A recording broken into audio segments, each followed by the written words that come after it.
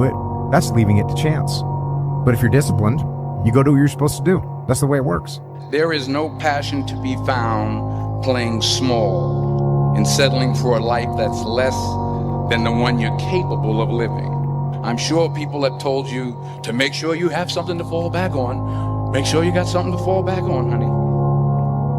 But I never understood that concept, having something to fall back on. If I'm going to fall, I don't want to fall back on anything. I want to fall forward. I figure at least this way I'll see what I'm going to hit. Our minds are like a fucking garage. And the garage, if you open a garage and it's all cluttered up, it's all fucked up, you can't put your car in there. You got fucking boats and you got fucking kids' toys and shit everywhere. But if you organize that fucking garage and you put everything in its rightful spot, you can pull that car in there, you can put 2 cars in there, you can put bikes in there. And that's like with the mind. People talk about discipline and fucking determination and fucking, repetitions and all this shit. Consistency. Why people fall off the wagon so often is because their mind is full of shit.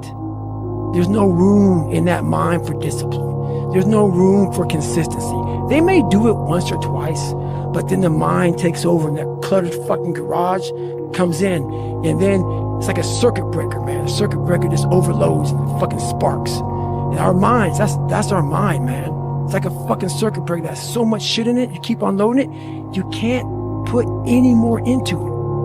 Clearing space in your fucking mind so that you have room for all those discipline. Waking up early, taking those, because they do mean something. But we don't get to that fucking dark matter that is keeping you from clearing out that mental garage.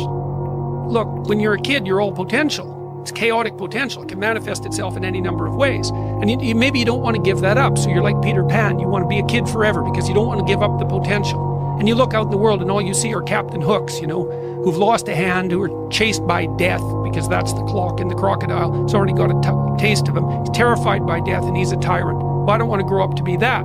So I won't be disciplined at all. Well, that's no good, because the way the potential transforms itself into actuality is through discipline. A friendly reminder that in 3 generations, everyone who knew us will be dead, including the people whose opinions stopped you from doing what you wanted all along. Imagine that someone you know achieves every dream and hits every goal they have. Years later, they get old and die. 2 years after that, how much do you care? About as much as everyone else will if you accomplish your goals and dreams. Do it for you.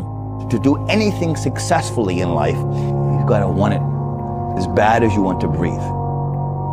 And if you want it that bad, if you're willing to give it that much, you get a big piece of what you want. And dreams do come true. Anything you want can happen and become a reality. You got friends that like to party, right? They like to go out. They like to drink and go out to the clubs. You're around those people, all of a sudden you start feeling that little urge. And you got other friends that are disciplined. They are gonna go to the gym early in the morning. They make you wanna work out. If you aren't careful, you can slide down the path of least resistance, the path to weakness. What I'm saying is I'm always waiting for everything to be perfect before I live my life. I'm always waiting for everything to be perfect before I live my life. As soon as these things line up, I'm going to live my life. Man, I'm so guilty of that. You can't wait for everything to be perfect to start living your life. Fear is never reaching your potential. That's it. That always falling short, always quitting before you're done, always procrastinating, always not doing the right thing. And then one day you're an old man. Yep. And you look back and go, God, I could have been great. Yep. I could have been great. The other thing that's so interesting about being alive is that you're all in. No matter what you do, you're all in. This is going to kill you. So I think you might as well play the most magnificent game you can while you're waiting, because do you have anything better to do?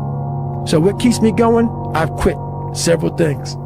I know what's on the back end of fucking quitting. It's a lifetime of thinking about why the fuck did I do that? Regardless of how I fucking feel and how depressed I am, the sun is gonna fucking shine in the morning.